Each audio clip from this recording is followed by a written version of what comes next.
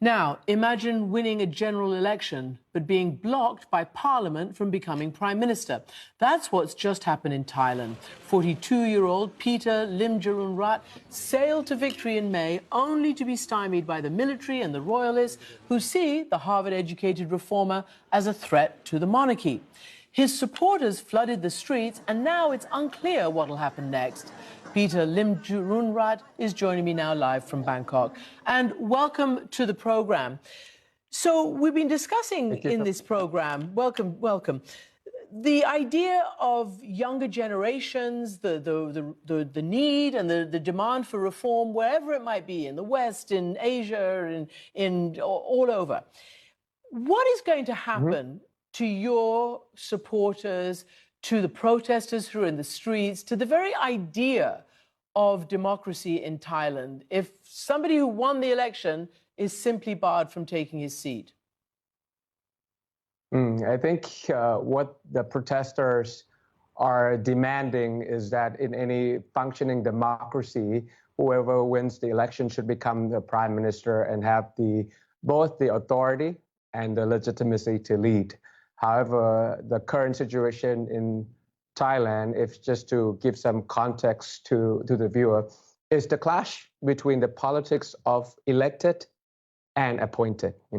The lower house is through election, which I won. The upper house, the senators, are appointed by the military junta after the coup.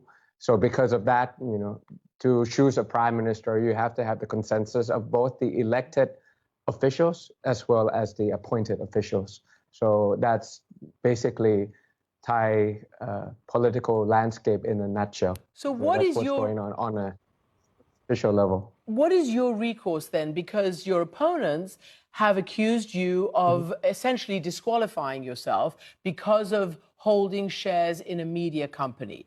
What is that all about? It's a made-up case against my prime ministerial candidacy. The fact is, I don't even own the shares. My late father owned it. It's a defunct media company that closed down 17 years ago, and I can never get any political gains from holding those shares as an inheritance management. However, with the coincidence, the case against me was decided 2 hours before my prime ministerial selection in the parliament. So that's a kind of coincidence that begs skepticism from both the Thai media as well as the international media that follow Thai politics pretty closely. But what is your resource going to be, or your resort going to be? Because they say you might be suspended. Not only won't you become prime minister, you might not even have the opportunity to continue in parliament. Can you use this accusation to your benefit? Do you think you can win a case and somehow revive your political career? Well, first thing first, my renomination as the prime minister of Thailand is still possible.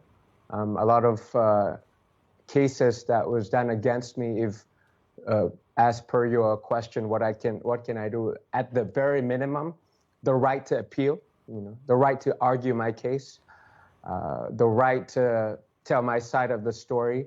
That is just the minimum that I could ask for, but currently I don't get any of those chances to testify nor appeal the cases that were made up against me and against my prime ministerial candidacy, but that continues to be seen.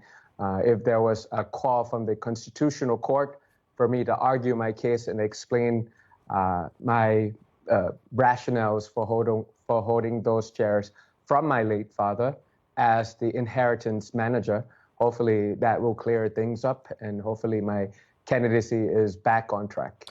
So there's a lot of hopefully going on there, and let's see what is most likely. Some of your own supporters say that perhaps you may have dug yourself your own hole to an extent, because it appears that a lot of this pushback against you is that is around the law that's called lèse-majesté, which in Thailand forbids, under punishment of 15 years or so in prison, any mocking, any opposition, any public criticism of the royalty. And you, in your campaign, had tried to mitigate that. In other words, you had wanted, you didn't talk about getting rid of it. You actually talked about perhaps reducing, the harsh response and sentences. Do you regret that? Not at all. I think, in a nutshell, I think for Thailand to remain a constitutional monarchy is the goal of everyone here in Thailand. There's no alternative way of governance. However, the assessment of how to reach that goal for Thailand to remain a constitutional monarchy is different. Some of the people that were against my attempt to modify the lèse-majesté law might say that it allows criticism of the monarchy. But for us, I think if you modify lèse-majesté law to be on the international par that allows, that does not permit or does not allow political opponents to bring monarchy down to the level of politics and use the monarchy to destroy the political opponents using Article 112 or the Royal Defamation Law. So what we are trying to do is to remain a constitutional monarchy and keep the monarchy above the politics where monarchy is supposed to be in any country that is governed by constitutional monarchy. Okay. But apparently people use that as a weapon against us to destroy us. It's not the first time in Thai history. I mean, if you follow Thai politics closely, in every decade, 10 years ago, 20 years ago, 30 years ago, monarchy would be used for political advantage, which is what we are trying to stop, so that we can get out of the political conflict, have the concentration to be an active member of the international community. That's what we're trying to do. And as you mentioned, Thailand, your country, has been ruled by a military junta since the coup in 2014 struck down the previous democratic government. Is it just that they are concerned about, your critics, or what other reforms were you trying and did you campaign on that obviously got the opponents and the ruling opponents to basically just stop you? I think the reason for existence of my party, Move Forward Party, it can be summarized in a sentence. That's 3 Ds: to demonopolize, to decentralize, and demilitarize Thailand.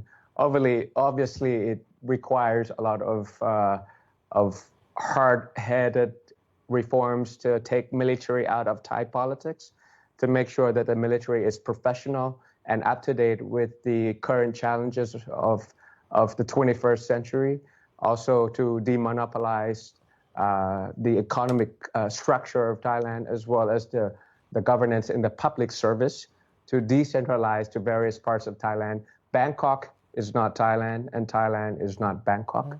So obviously, as you can imagine, that there would be some resistance from the military, resistance from khaki capitalism, the resistance from public servants here in Thailand. But I think if I have enough time to persuade them and to explain and to convince them that it's really a win-win situation and it is really a way out for Thailand to move forward, given the current challenges in the global arena and how we can become an active member in the national community and get back to the current state of the world. So finally, first, the message to your supporters. I want to know what you're going to tell them because they're still on the street. And secondly, would you endorse, if it came to it, the pro-democracy party that got the second number of votes, Pheu Thai? It got the second largest votes in this recent election. Would you endorse them? Okay, there's 3 steps to your question. So let me... Okay, we got 90 seconds. We got 90 seconds. Yes, first of all, to the supporters, we will win definitely, if not immediately. So hopefully we'll be able to collect small victories so that we can move the country forward. Yes, I endorse to support the second victorious party, Pheu Thai party, Thaksin and Shinawatра's party, to form a coalition, because it's not just about a personal goal for me to become prime minister, but I think it's to stop Thailand from vicious cycle of military dictatorship. Mm-hmm. And I think to the supporters of the protest, I think to the right of freedom of assembly in a peaceful manner, I think that's really an essential part in any democratic countries, not just the election, but also freedom of the press and also the right to assembly as well.